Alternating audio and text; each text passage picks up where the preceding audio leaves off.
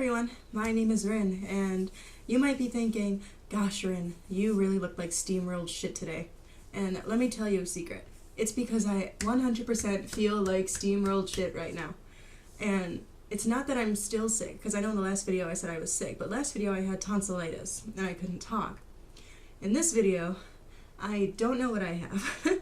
I haven't gone to the doctor yet because my doctor is currently closed, but all I know is that at this point I currently have a fever of 39.4 degrees Celsius, which is like 102 degrees Fahrenheit. So I feel awful, and sorry about my hands. I was gutting my apartment today because I'm moving soon, and this thing right over here actually is broken, and nobody told me about it. So when I went to move it, one of the legs fell out, and splinters flew everywhere, and when I was trying to fix it, I got splinters all up in my hands. So my hands look like shit, I feel like shit, I'm sure my face looks like shit. I didn't even try to put on makeup because there's no covering this fever redness. So, but I didn't wake up feeling like this. So I was really optimistic today, and there has been this recipe that I've just been thinking about constantly, and I really want to try it. And it's really dumb. It's really stupid, so just hang in there with me, you guys. But, like, do you ever get, like, these really stupid ideas, and then, like, well, for me, I get really stupid ideas, and then I'm like, okay, this is going to be a video. And then I filmed the video, and then I never upload it because I'm too embarrassed about how it turned out. But this idea has been plaguing my mind for, like, ever, and it's a food combination that I think is just completely ridiculous, but it also has the potential to be really good. So I haven't eaten in, like, 16 hours, and because I just haven't been hungry, but I know I should eat something before I go to bed because I have a crazy headache, and I don't know if it's this illness or if I'm just really hungry, but I need to eat something, and I don't have soup. So anyway, let's get into the combination. So a couple weeks ago, I was at work, and I was just like pretending to be busy, but really I was lost in my own thoughts because, like, sometimes I just have busy work that I need to do in the office. And so, like, I was lost in thought, just, like, counting papers and things, and I had this brilliant idea. So, here I have macaroni and cheese, just like your regular Kraft American macaroni and cheese. And, usually, like, I know a lot of Americans, like, do this, but, like, if you're eating macaroni and cheese, sometimes you put ketchup in it, and especially, like me, if it's, like, day-old macaroni and cheese, because I don't eat the whole box at once. Like, I eat one serving and then I save it and I can have it for a couple days. But the second day, it gets really, like, dry and gross when you heat it back up.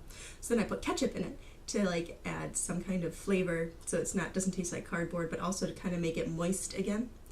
And so I had this brilliant idea, and it is basically adding tonkatsu sauce onto my macaroni and cheese because I feel like it has the potential to taste really good because it's like a sweet and savory kind of sauce, kind of similar to how ketchup is. And I was like, oh my god, this is the most brilliant idea I've ever had. I should put tonkatsu sauce on top of my mac and cheese just to see how it tastes. And then I took it one step further. So if you don't know, I'm currently living in Gunma Prefecture, and Gunma is famous for pork, and there is one very famous pork dish that you can get here, and it is actually a katsudon dish, like the tonkatsu. But here's the thing, I have it right here. It's called sauce katsudon. So there's no egg in here. It is just like tonkatsu sauce. It's a pork cutlet that has been grilled and then very quickly, like, dipped in sauce, and then you eat it on rice. And I was like, I have an amazing idea. I'm gonna take the sauce katsudon, like, I'm gonna take the tonkatsu and I'm gonna put it on top of my macaroni and cheese. What I'm gonna do is a super simple recipe. I'm gonna make the macaroni and cheese, and I'm gonna toast this, just one of them because I'm sick and I can't eat them both.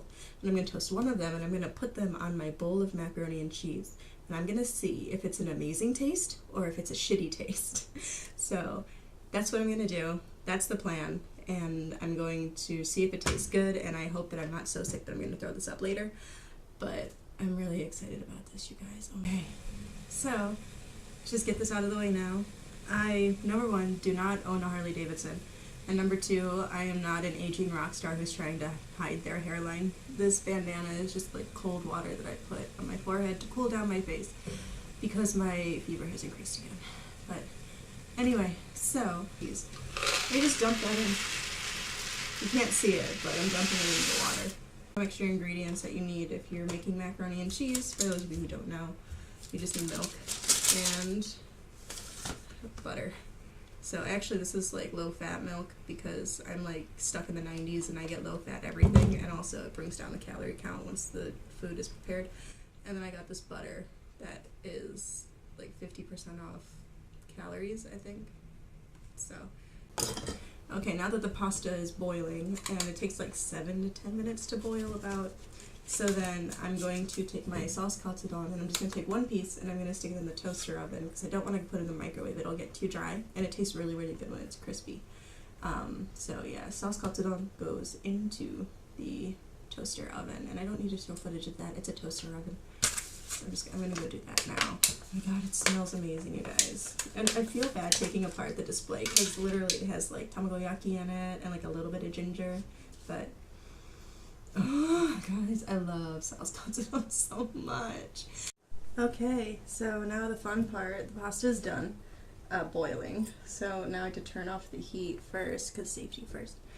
And I have to strain it, and every time I strain it, I plug up my sink, and so I'm just going to run some cold water. I'm going to hope for the best this time. I hate that popping noise. It scares me every time. Shake, shake, shake, shake, shake, shake. And you put it in your transfer bowl. Making things, doing stuff, yeah. Anyway, so now I'm gonna add the wet ingredients. So just a little bit of milk and some butter. And now if you're a true American who grew up on macaroni and cheese, you don't even need to measure. I don't even need to measure. I can just eyeball it and know that I have enough.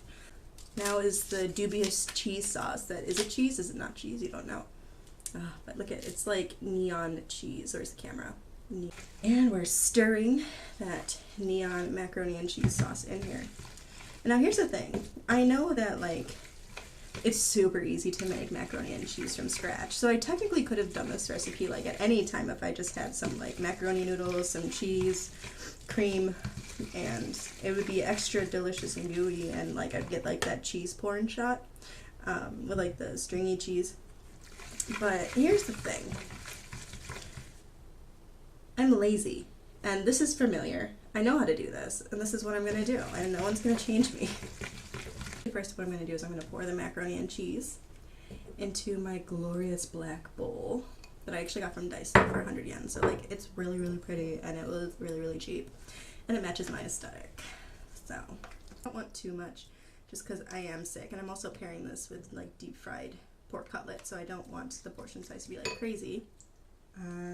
Alright, so I just had a bit of an internal struggle about, because macaroni and cheese is Western and the tonkatsu is Japanese, I didn't know if I should use chopsticks or a fork, but I'm going to go with chopsticks because I can eat macaroni and cheese with chopsticks. I did that a lot when I was in college, and I just didn't feel like doing my dishes. Alright, and there she is in all of her glory. So yeah, like I said, it's really stupid and it's super easy. I just replaced the rice with macaroni and cheese. Alright, so I have it right here, and I'm going to give it a taste test. So, first of all, I want to try what the macaroni and cheese tastes like with the tonkatsu sauce. So I just moved the pork over, and I have just a bite with a little bit of the sauce on it, and we're going to see how that tastes.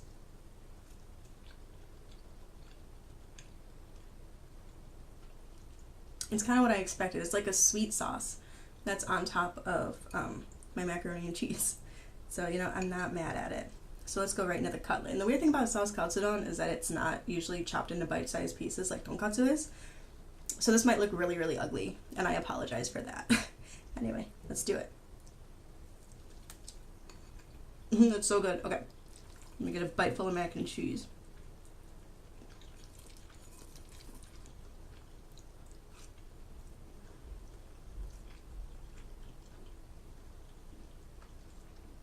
That is so good, you guys. My boyfriend's here. That is so good, you guys. I'm totally going to recommend this. If you can, make sauce macaroni. I'm going to go now. My boyfriend's here. Bye.